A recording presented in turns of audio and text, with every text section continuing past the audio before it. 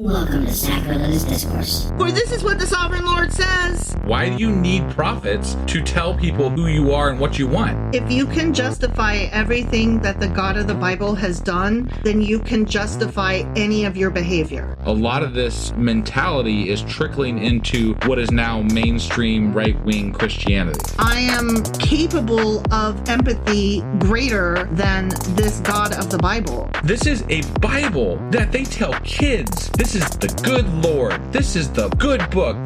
He is fantasizing about murder, mass murder. Head over to sacrilegiousdiscourse.com right now to find out how to leave us a review or support us on Patreon.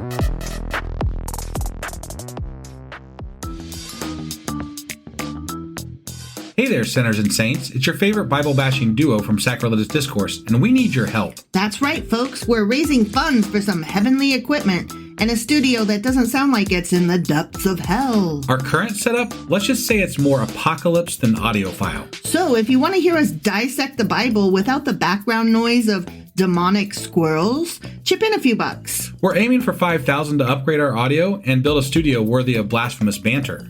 Donate today and help us spread the good word of atheism. You can find a link right on our homepage, sacrilegiousdiscourse.com. Every dollar counts. Even if it's from your collection plate. Hey everyone, husband here. Wife is a bit under the weather today, so we're not doing our normal episode, and I do apologize for that. But I wanted to take this opportunity to put out an episode that we did a couple of years ago, back in 2021. It was so far the only Christmas special we've done. It was called A Very Churchy Christmas, and we talk a lot about our church experiences, our Christmas experiences, how we felt about going to or being pressured into going to church, things like that. The consumerism of Christmas, different aspects of how we feel about Christmas in general. So I hope you enjoy this. Don't fret when you get into the beginning of the episode. We do say that it's the weekend before Christmas, but you've actually got 2 weekends, so no stress there. And hopefully wife will be feeling better by tomorrow, and we'll be back with our regularly scheduled episodes at that point. So hope you enjoy this and reach out to us and let us know what you think. Thanks.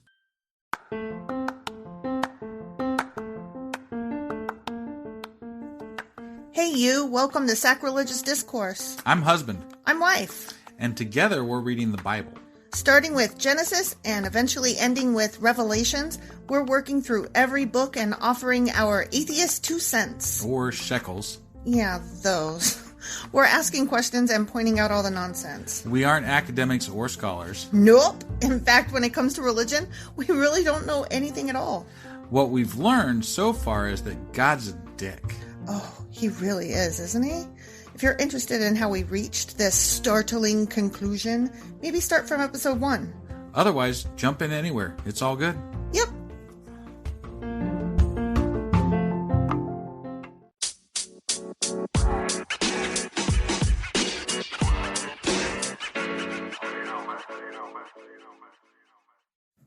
Husband. Wife.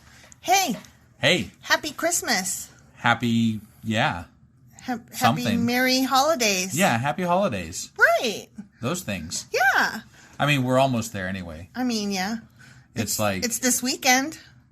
What's this weekend? Christmas. Oh, that one. Yeah, that one. It's got to do with that Christian shit, right? Yeah, so I thought that today we'd talk about church things.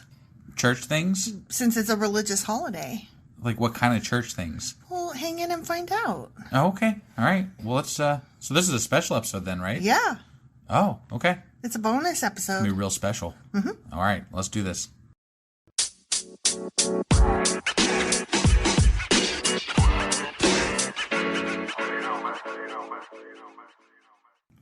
So, since it's Christmas time and that's like a religious holiday, I know. I thought that we could talk about how many people go to church on the holidays. I bet it's a lot more than normally go. It is. It is. That's just my guess. Because you know what? I have been to a church service. No, don't talk about that yet. Oh, sorry. We'll talk about that later. Okay. Sorry. Yeah, I don't want to know about that yet. My bad. I want to talk about See, the this other is why people. you should have told me what the hell we were talking about instead of just making me guess. Well, I didn't want you to guess. I just wanted you to just go with it. Just go with me. I went with it. I was going with it. Stop. Yeah, I'm still going with it. Stop. Oh, my God. I want to talk about other people, not us. Okay. Let's talk about other people. So did you know that in the Catholic Church that Christmas is an obligatory day that they have to go to church? Have to meaning what exactly? It's an obligation. Or what? Well, they might be, like, kicked out of their... You're going to excommunicate them because they didn't go to fucking Christmas service? I mean, it's very serious. I don't know what the ramifications are, but there's a social... What if you got COVID? Okay, stop. I'm just saying. I'm sure that if you have a doctor's excuse or whatever, like, I'm sure that there are exceptions, but you can't just be a layabout. You literally got to go take your priest fucking doctor's note saying... I was excused from Christmas service. I'm trying not to be disrespectful. You're such a dick. Okay, the Catholic Church says that if you have the means and you are a practicing Catholic, which all of you should be by what they say, right? Because you know Catholic. Yeah. Then you need to be, your ass needs to be in a pew on Christmas, okay? Got it. So that's what I was trying to say. Mandatory, yeah.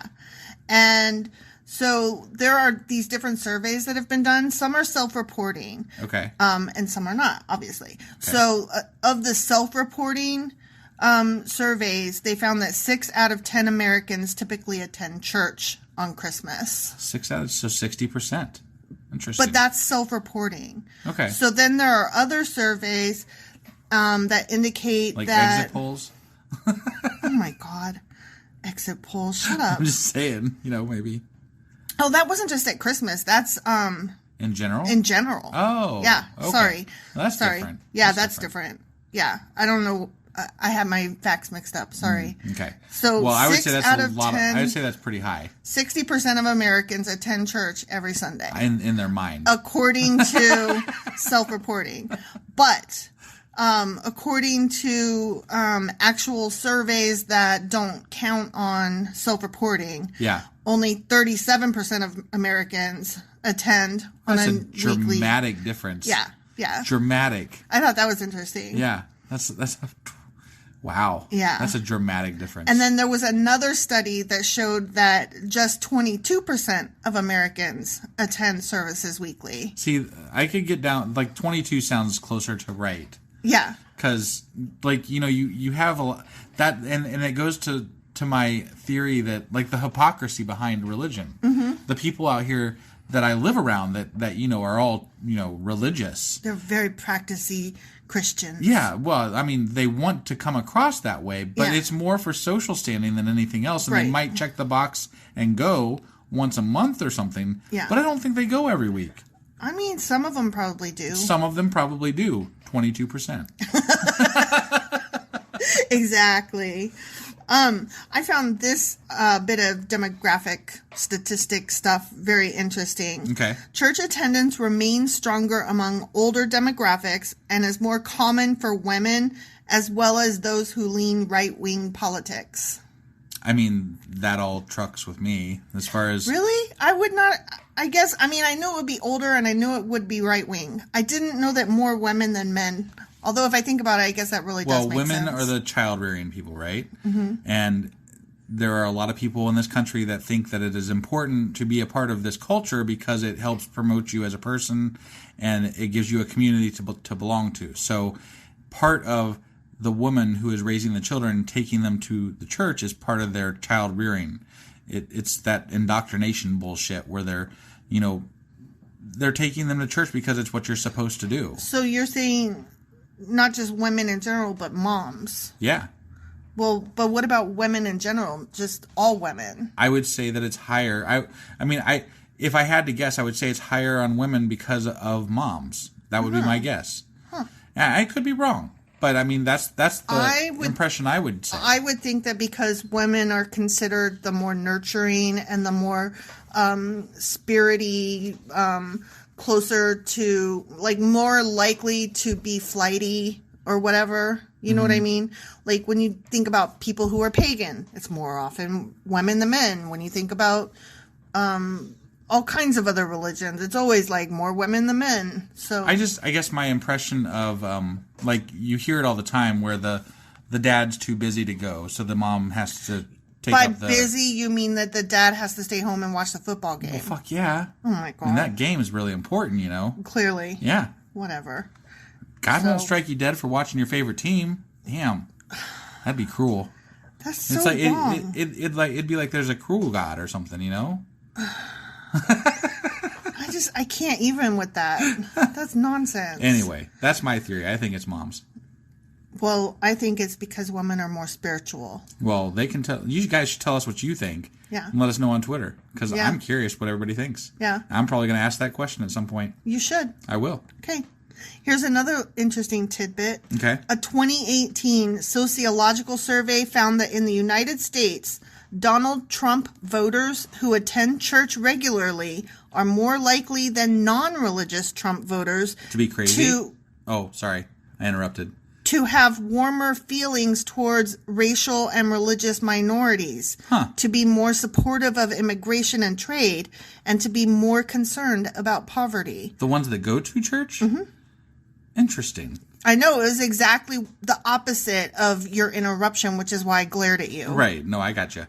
Well, I mean, so generally the messages that you receive at church, I would say, are more often than not, wanting to, like, you're getting the Jesus message, right? The help other people and the lesser and yada yada yada. Right. So if you are an actual churchgoer, you know that's the hypocrisy in the Trump movement is of the religious right is what we always talk about. But they're the ones that don't go to church. They're the ones that don't. Yeah, exactly. They're the that completely.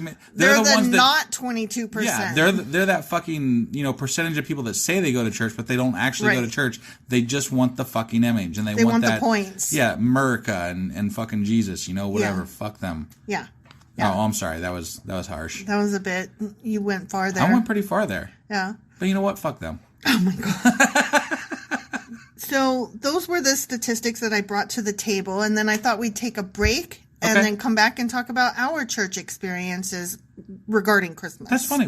I just got done talking about that on Twitter with somebody the other day. Huh. So Go timing. figure. Good timing on that. It's Christmas. Go figure. Right. Yeah.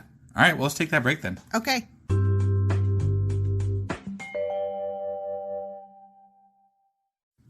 Okay, so why don't you go ahead now and tell me about that church experience that you had on Christmas? Well, I was just going to... So, I mean, when I was younger, we didn't go to a lot of churches. And I've covered this before, kind of. Like, we went to a Quaker church and stuff like that to experiment with church and stuff. But one thing I do remember is going to a Catholic Christmas Mass at one point. And it was cool. And even my dad went, who definitely did not believe in God.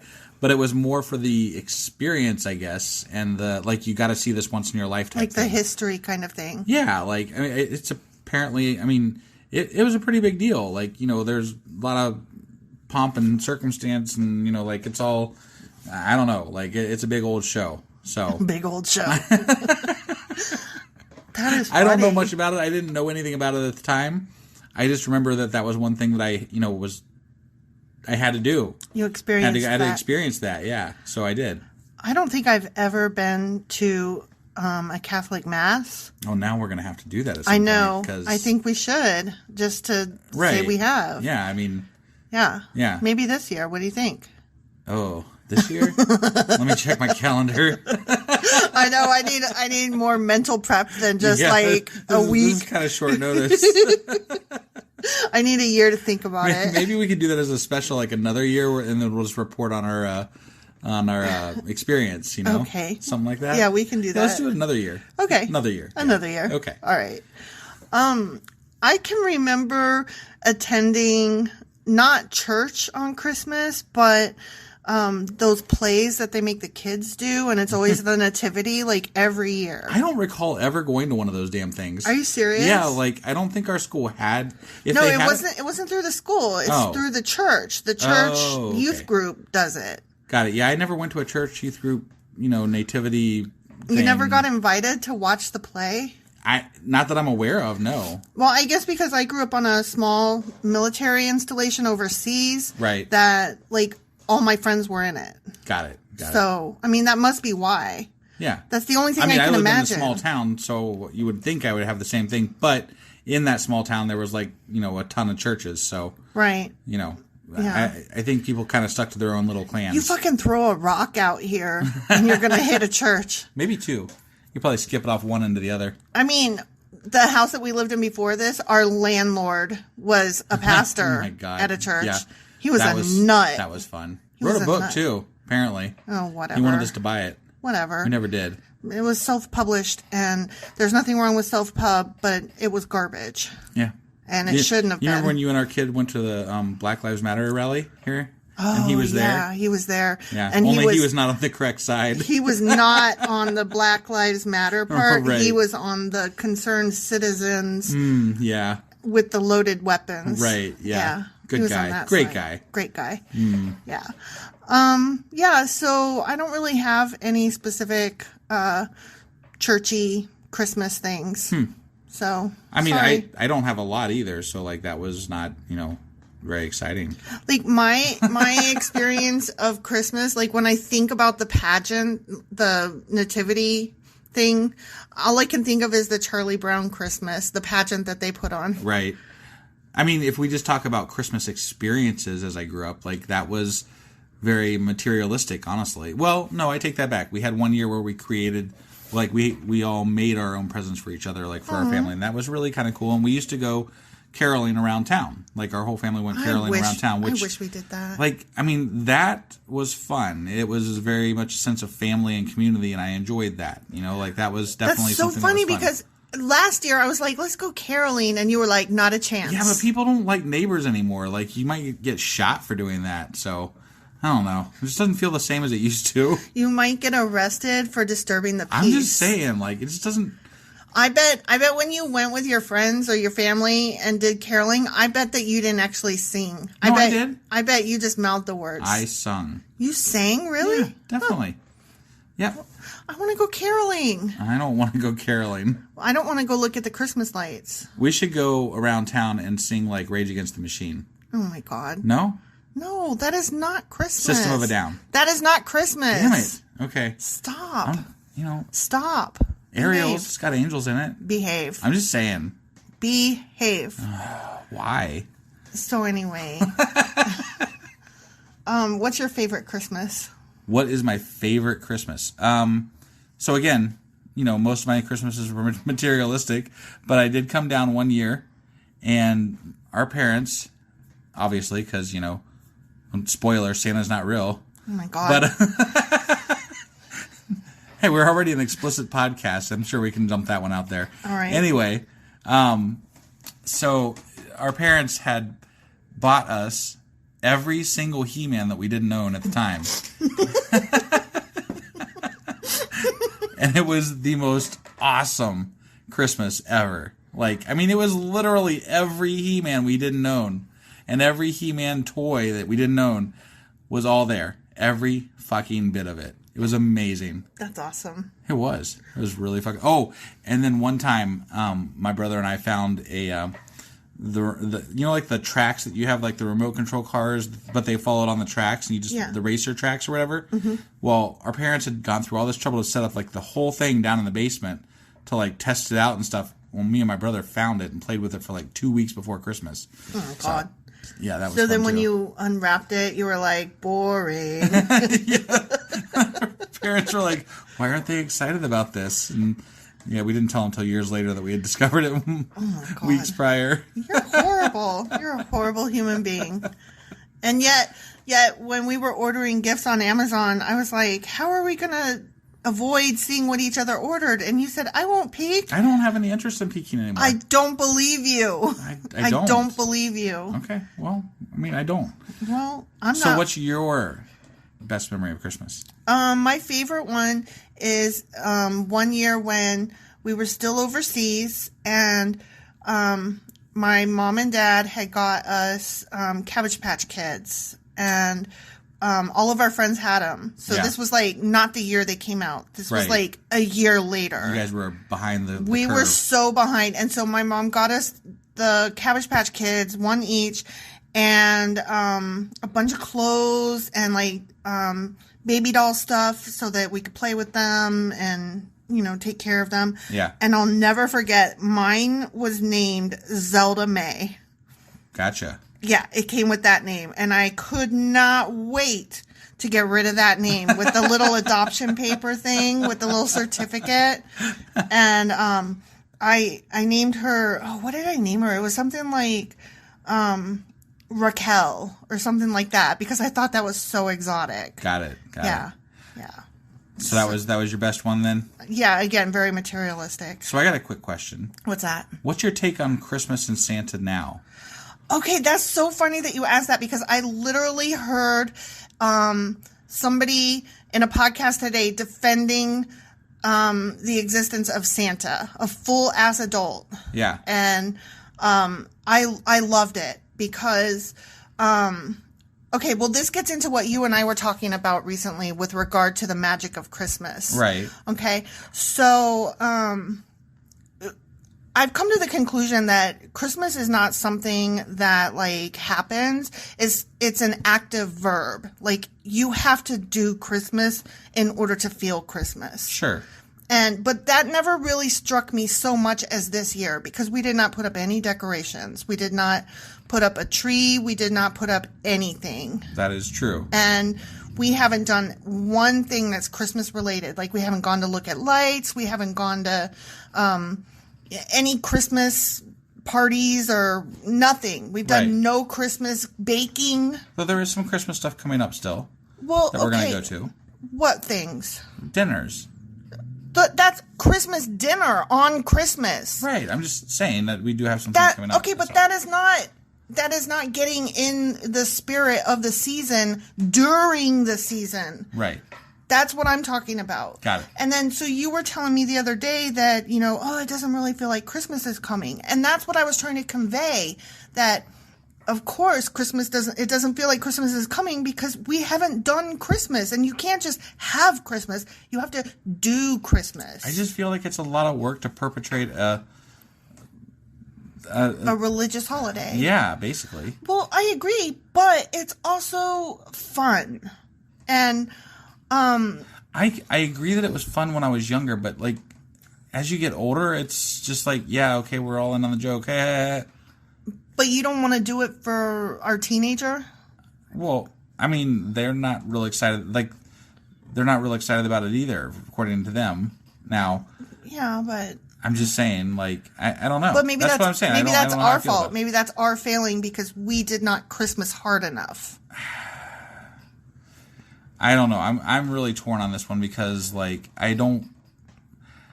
there's multiple reasons why I don't like Christmas. I don't like the consumerism of Christmas. Totally. I'm totally with you. I don't like the Christian backdrop to Christmas. I totally agree with you. So, like, if you take those things in conjunction with each other, and right. It doesn't make a lot of sense to me. Like, why we still like the part that I like is a reason to go see family. Like, that's the part. That's really the only part I like. But the obligation to buy presents and to... Well, that was something else. When you and I first got together, we fought with your family more than my family. Right. Because there was just this understanding that we buy each other gifts and you have to buy everybody a gift. Right. And then there was, okay, we're not going to buy everybody a gift. We're going to draw names out of a hat, and you have to buy that person a present. Right. And I remember that you and I were like really financially strapped, and I was like, I am not going to why don't we just change $20 with each other? Right. And then, like, one of your family members thought that he was being nice. He was going to give us $50 to buy the person a gift. And I'm like, then why don't we exchange $50 instead of, like, whatever the amount is? Like, I don't understand it. And that's what I'm saying. I don't like the consumerism and the social obligations that come with it. Yes. And that's, and I fell prey to that very much throughout my life. And I guess now that we have a chance to have a reprieve of it, I'm kind of ready for that break, you know, like I'm ready to just say,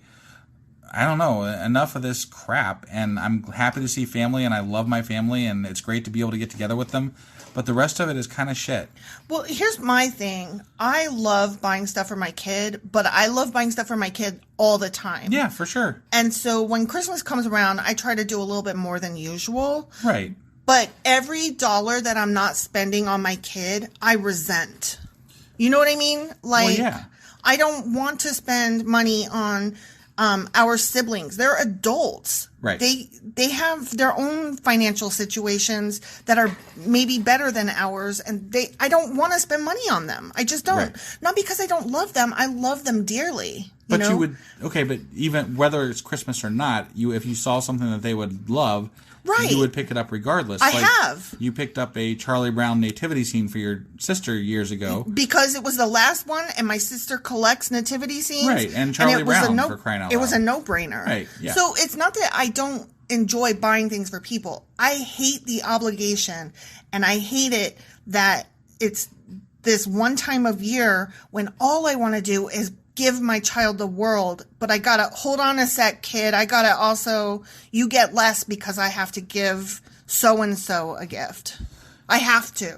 Right. And that pisses me off. Yeah, the obligation. The obligation is so problematic. It is. And that goes hand in hand with the consumerism. Right. No, and that's the part that I railed against earlier in my life and still to this day. But our families have gotten really, really good now. They recognize that, no, we're not going to do that. Right. If we get anything, it will be for the kids, and it'll be because we have money this year.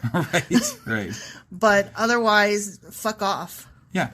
I mean, honestly. So that's our confused self-take on Christmas. Yeah. We'd love to hear your take, because I think for a lot of people, this is something that it's confusing. Everyone struggles with as to how to deal with it and what to do, especially in this, if you're an atheist or humanist or even a non-practicing Christian, right. I mean, those are, it's something that people question and struggle with, I think, is how to do this whole season. How to do Christmas when you're not a Christian. I mean, it's one of the highest points for suicide because right. of stress, because of and being money, alone. because of, I mean, there's just being so many alone things. at Christmas. Being alone. I mean, there's such an emphasis that it is harmful in some regards. Yeah, definitely. So, I don't know. But that seems like a good place to kind of, unless you got more. Do you got more? No. Okay. No. You said I'd say it that all. sounds like a good place to leave off then. Let's leave off. All right. What are we doing next week? Another special bonus. Another special bonus? Oh my gosh. Oh wait, you said next week, but you meant Thursday. I meant Thursday. That's what I meant. This is Tuesday. That's I knew that. Okay, so you meant Thursday. I totally knew that. How did I? Fuck off! You did not. So on Thursday we're gonna do another special bonus, but it'll just be silly. It'll be less discussion and more silly. Yeah, I mean that's what we say now. No, it will. Oh, it will. Yeah, I already have it planned. So it will. Great. You put me in charge of figuring this shit out. Why the hell do I put you in charge of anything? I mean, I'm the one that does the research. I'm the one that leads the discussion. I'm just joking. I think I do a decent job. You do a great job, darling. Oh, I love you, baby. Love you. Merry Christmas. Merry Christmas.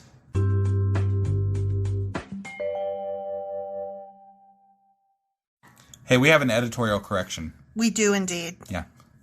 Happy holidays.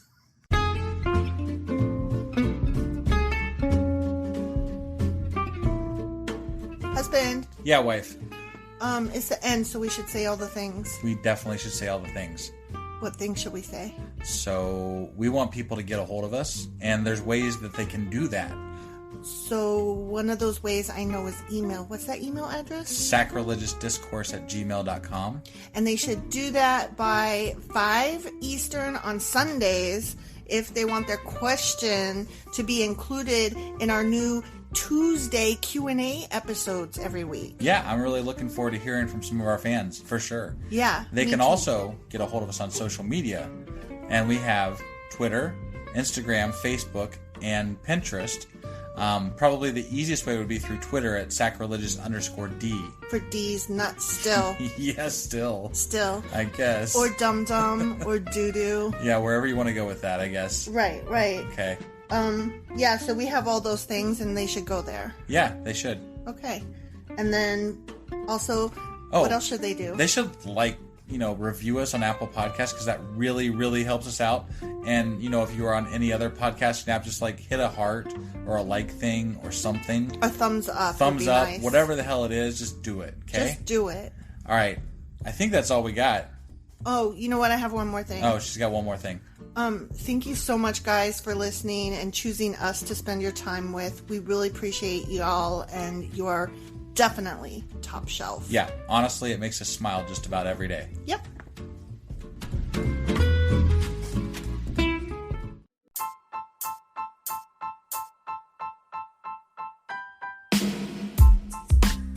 Hey, wife, I guess that's the end? But husband, that's just sad. It doesn't have to be. We are on lots of social media platforms like Twitter. Our handle there is sacrilegious_D. For D's nuts. Oh my God. Stop doing that. Anyway, we're also on Facebook, Instagram, and Pinterest. There's a link to all of our social media sites at our website. Ooh, we have a website? Yeah, it's Sacrilegiousdiscourse.com, where you can also find a link to our merch shop. We have a merch shop? Yep, we have podcast-themed clothing, mugs, notebooks, and more, as well as an atheist and science-themed products. Wow, our fans should really go check that out right now. Definitely. They can get in touch with us by sending an email to sacrilegiousdiscourse@gmail.com. But before they do that, we could really use some help. Oh yeah? With what? Well, it's not free running the podcast, and we need some financial support in order to get better equipment, which will free up time so we can concentrate on our podcast and our fans. Okay, so what should they do? Head over to patreon.com/sacrilegious discourse and sign up as a contributor on our podcast. Supporters there receive additional bi-weekly episodes that we record just for our Patreon members for as little as $2 a month. Also, we'd really appreciate it if you would like and subscribe on whatever platform you're using. And Apple Podcast reviews help us out tremendously. Like and subscribe, leave an Apple review, join us on Twitter, support us on Patreon. That's a lot of instructions. Don't forget to say thanks. Thanks. Okay, bye.